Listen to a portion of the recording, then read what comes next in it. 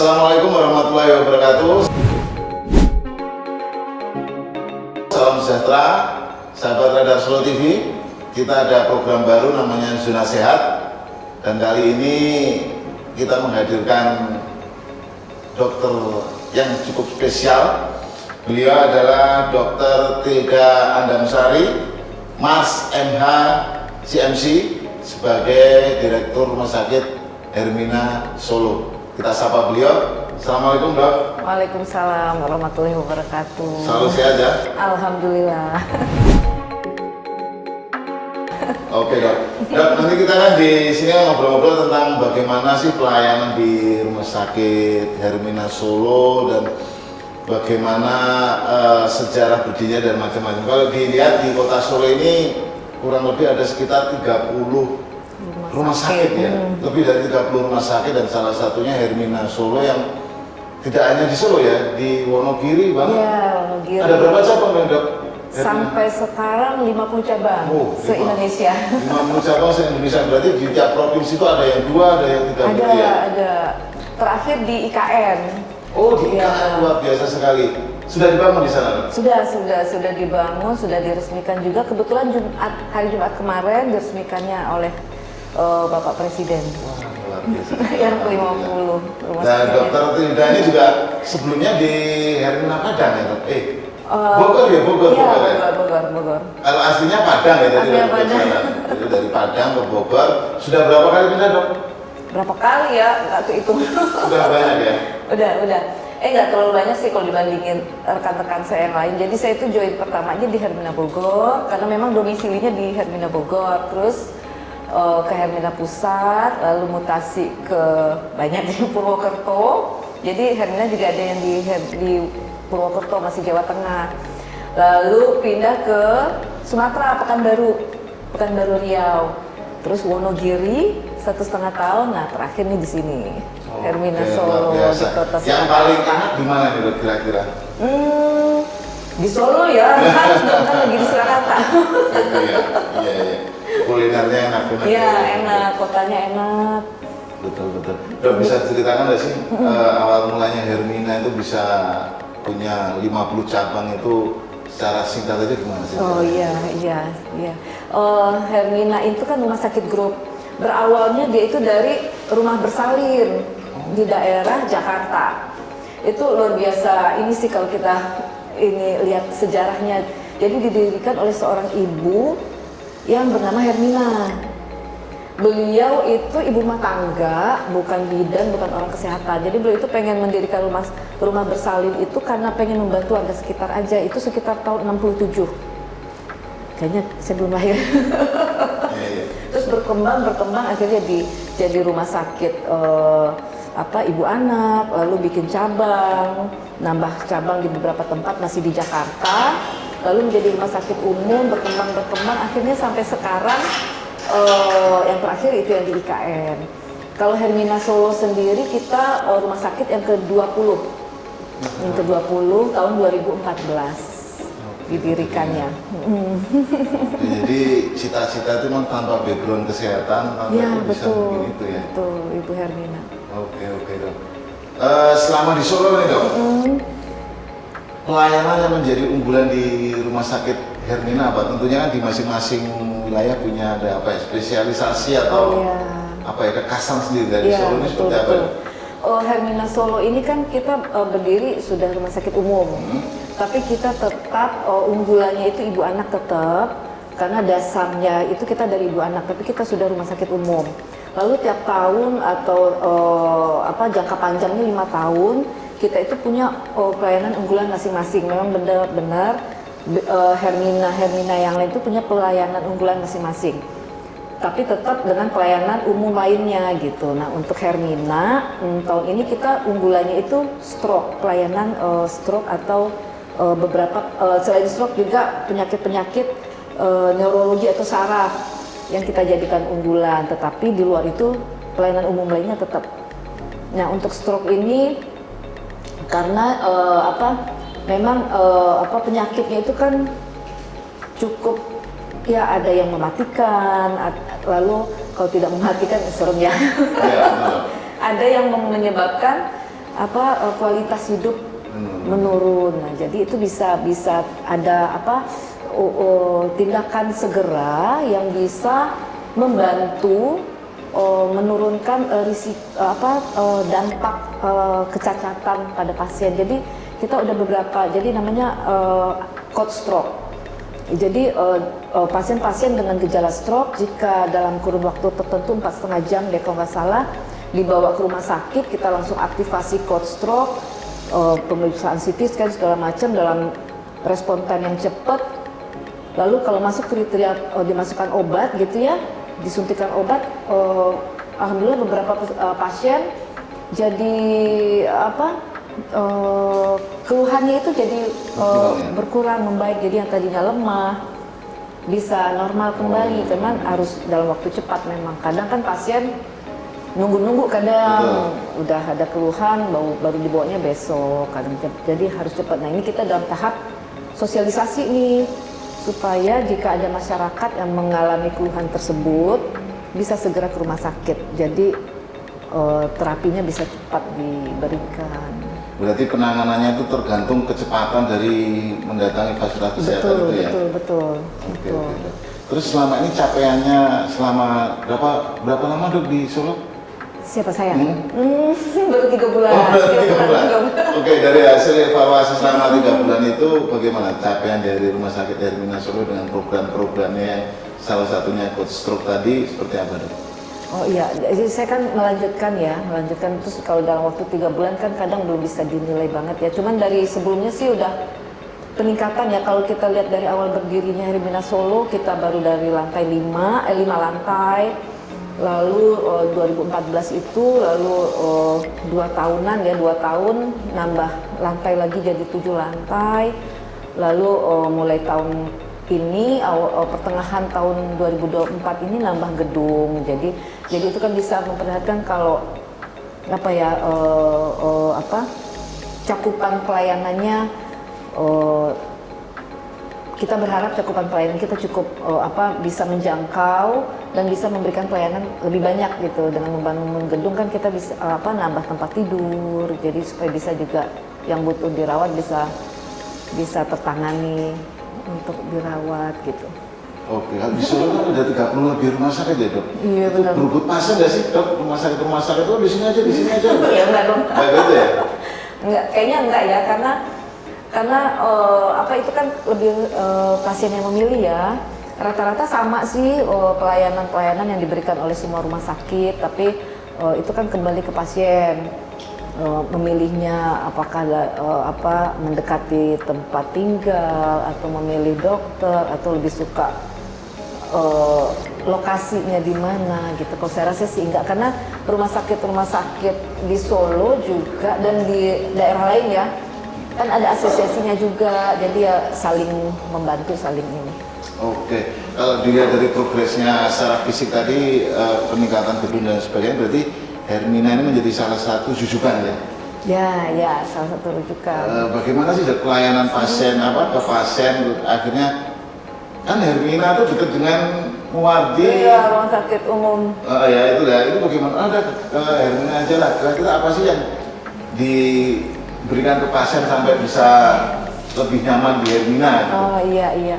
Kita kan kalau dilihat dari motonya rumah sakit Hermina, kita kan mempunyai moto mengutamakan mutu pelayanan dan keselamatan pasien. Jadi itu kan sebenarnya intinya itu sih sebenarnya kalau saya bilang di pelayanan kesehatan itu mutu pelayanan dan keselamatan pasien. Jadi kita harus jamin dua-dua itu. Nah dari dua poin itu bisa berkembang ke banyak hal gitu. Untuk meningkatkan mutu pelayanan harus bagaimana supaya menjamin keselamatan pasien harus bagaimana. Jadi dari awal Hermina Group berdiri memang kita utamakan itu. Ya, jadi insya Allah dengan berobat ke Hermina dijamin karena dijamin mutu pelayanan dan keselamatan pasiennya, kan itu jadi moto. Jadi kita berharap semua kegiatan pelayanan yang kita berikan berlandaskan itu gitu. Oke, jadi sudah ada SOP-nya ya, seperti itu ya. Betul. Kan kadang kalau pasien tuh mengeluh, misalnya pasien BPJS begitu kan, oh ini pelayanannya kok begini, kok sulit apa gitu. Nah, itu mencegah hal itu berarti sudah dilakukan sesuai SOP Iya, tadi itu dok ya? iya, betul, betul. Jadi sudah ada antisipasi, sudah ada upaya-upaya yang harus dilakukan supaya mutu pelayanan dan keselamatan pasien tersebut terjamin. Seperti yang saya bilang, dari 2 topik itu aja kan sudah bisa berkembang ke macam-macam tindakan ya, kegiatan. Contohnya seperti kemudahan pendaftaran bagi pasien BPJS kan dari BPJS Kesehatan pun membuat program juga untuk kemudahan pendaftaran, pelayanan, nomor antrian supaya tidak terjadi penumpukan gitu. Itu pun kita laksanakan gitu. Oke, pindah-pindah dari Purwokerto ke Riau juga ya dok? Iya, iya. Riau itu tentunya kan banyak pengalaman ya. Kira-kira apa sih yang mau diterapkan Dokter Tirda di Hermina Solo dari pengalaman di Purwokerto, di Riau dan sebagainya, itu apa ya? Oh ini kira-kira cocok nih diterapkan di Solo nih, ada nggak? Di-spill dikit mungkin program kerja atau strateginya gitu dok? Oh iya, jadi sebenarnya kalau sama sih sebenarnya ya, kita memandang dari sisi pasien gitu, karena pasien itu kan dalam kondisi yang tidak happy ya, sakit, baik si pasien sendiri maupun keluarganya. Jadi kan lagi kondisi yang tidak nyaman gitu ya. Jadi kalau kita berposisi di pasien, pasti kita akan pelayanan yang kita berikan, komunikasi yang disampaikan oleh petugas itu kan harusnya membuat nyaman ya. Jadi pengalaman yang saya dapat di rumah sakit sebelumnya ya pasti akan diterapkan di sini. Intinya untuk memberikan kepuasan pada pasien, supaya ya pasien yang dalam kondisi tidak happy tadi ya karena sakit dan sebagainya bisa menjalaninya dengan baik. Oke, udah kondisi sakit terus lihat perawatnya merengut, iya, wah itu tambah sakit itu dok. Begitu. Betul, oke. betul. Tadi terkait sarana prasarana, selain gedung nih dok, mungkin ada alat kesehatan yang menjadi andalan di Rumah Sakit Hermina Solo, apa ini dok? Iya. Kita dari sisi pencegahan, terapi dan rehabilitasi sih bisa diandalkan semuanya untuk alat-alatnya di Hermina ya. Mungkin salah satu atau mungkin salah 2 salah 3 yang bisa nanti saya sampaikan dari sisi ini aja dulu mungkin ya, gizi. Jadi kita ada alat yang bisa melihat komposisi tubuh.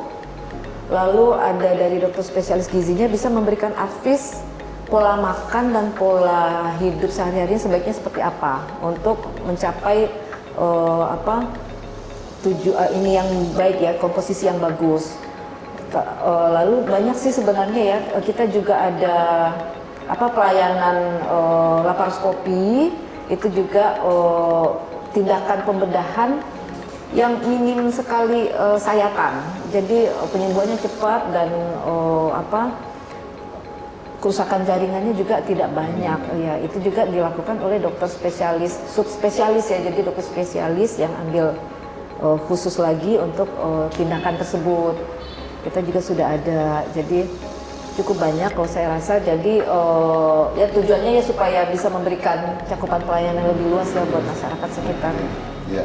Terkait cakupan pelayanan masyarakat ini ada nggak dok CSR ke masyarakat, mungkin menggelar pengobatan gratis atau apa begitu, pernah dilakukan juga? Ya, itu masuk kegiatan rutin ya tahunan yang juga kita kirimkan ke grup. Jadi rumah sakit khususnya untuk Hermina Solo kita kan memang tiap tahun mengadakan di program tahunan itu cukup banyak, bekerja sama juga dengan instansi pemerintah, warga sekitar. Nah, di luar program itu juga kita memenuhi juga misalnya permintaan dari warga atau dari instansi untuk melaksanakan kegiatan-kegiatan pemeriksaan kesehatan, itu juga kami bisa penuhi gitu. Juga, ya. Oke, di sela-sela kesibukan tuh masih sering masakan Padang. Ketahuan dong rasanya. Suka tapi nggak enak. Biasanya masakan Padang itu khas, ada santan-santannya, bumbunya ya. Oke dok, berlanjut lagi target ini dok, target dari Rumah Sakit Hermina itu ke depan itu seperti apa? Tadi kan gedungnya sudah makin tinggi nih dok. Apalagi yang mau ditinggikan ini dok? Seperti itu. Iya, ya tujuan kami sih sebenarnya bisa memberikan pelayanan ya pada masyarakat Surakarta dan sekitarnya. Jadi mudah-mudahan Hermina bisa memenuhi itu ya sesuai harapan masyarakat juga gitu. Mendapatkan pelayanan yang bermutu melalui upaya-upaya yang kami lakukannya. Kami berharap dengan penambahan gedung ini cakupan pelayanannya juga bertambah dan mutu pelayanan yang kami berikan juga baik ya dan memuaskan pasien. Oke. Kalau dari satu rumah sakit kan ini di-rolling terus, biasanya berapa lama sih dok tugasnya itu? Oh nggak tentu ya. Oh nggak tentu. Beda-beda. Nggak tentu sih karena tergantung kebutuhan masing-masing rumah sakit ya. Ya kurun waktunya mungkin antara 1 tahun bisa sampai 3 tahunan gitu. Oke.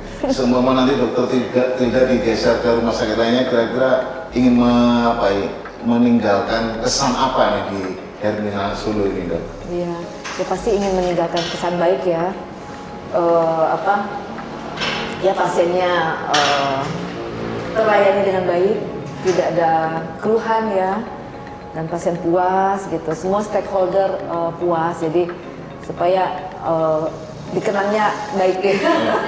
Muluk-muluk. Oke dok, tadi masih terkait gedung yang semakin tinggi ini, kira-kira dilanjutnya kapan, terus nanti isinya apa aja sih dok, bisa di-spill gitu dikit?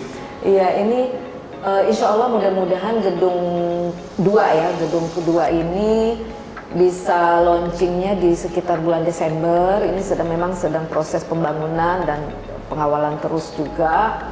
Nanti untuk gedung itu rencananya 7 lantai, tapi ini baru tahap pertama sampai lantai 4. Jadi di sana ada parkir roda 2 dan roda 4, lalu ada poliklinik pelayanan rawat jalan, lalu ada pelayanan rawat inap di 2 lantai.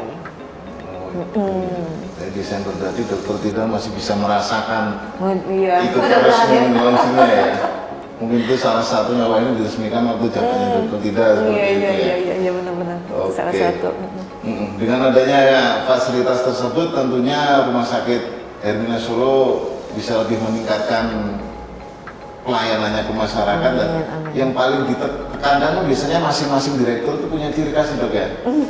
Kalau dokter Tidak ini apa ciri khasnya, galak begitu atau tegas atau bagaimana kepada jajaran di Hermina Solo dok? Ntar kalau itu GR ya. Apa ya? Kalau saya merasa ya. Ya mungkin ibu-ibu biasa ya. Ibu-ibu ya cerewet, gitu ya? Tapi baik hati, dan ya rata-rata sama lah. Sebenarnya pemimpin itu kan sebenarnya tujuannya sama, cuman gayanya yang berbeda. Ya itu. Tujuannya sih sama. Jadi tetap mengayomi jajarannya. Oke dok. Bagi pesan untuk masyarakat di Kota Solo dan sekitarnya, karena Rumah Sakit Hermina ini kan tidak aja rujukan dari warga Solo ya, tapi ada juga mungkin dari Wonogiri, dari Sragen dan sekitarnya Solo Raya lah gitu ya. Bagaimana untuk masyarakat ini memilih fasilitas kesehatan yang istilahnya yang baik begitu dok? Iya. Ada tipsnya nggak atau saran begitu, advice-nya dok? Iya. Intinya kan kecepatan pelayanan ya, karena sakit itu kan butuh segera penanganan. Jadi mungkin bagi masyarakat jika memerlukan pelayanan kesehatan, mungkin salah satu kriteria memilihnya adalah yang pelayanannya cepat gitu ya, respon time-nya cepat. Lalu karena kan kalau sakit, selain itu juga kalau kita sakit kan butuh informasi banyak ya.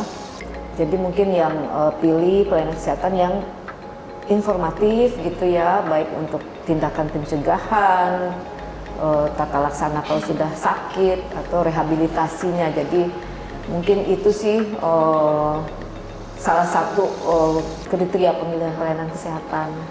Di samping yang sesuai dengan pasien sendiri ya. Oke, dan itu semua yang disampaikan Mudah-mudahan. Dr. Tilda itu ada di Hermina. Rumah Sakit Hermina Solo ya Dok, tentunya ya. Iya, iya. Oke ya, itu tadi obrolan kita dengan Dr. Tilda yang sibuk sekali tapi masih sempat masak masakan Padang. Biasanya namanya apa Dok? Apa ya? Saya suka ikan patin sih Oke, sebenarnya. patin. Namanya asam padeh ikan patin. Cuman kembali lagi nggak enak. Saya suka masak, cuman nggak pinter. Karena belum dicobain jadi nggak enak, biar nggak dimasakin mungkin ya. Iya. Oke, sahabat Radar Solo TV, terima kasih sekali. Itu tadi obrolan hangat kita bersama Dr. Tilda Adamsari selaku Direktur Rumah Sakit Hermina Solo. Semoga memberikan banyak informasi yang bermanfaat bagi masyarakat bagaimana mengakses pelayanan kesehatan di Rumah Sakit Hermina Solo. Tetap sehat. Assalamualaikum warahmatullahi wabarakatuh. Salam sejahtera. Terima kasih Dok ya. Oke sih. Oke.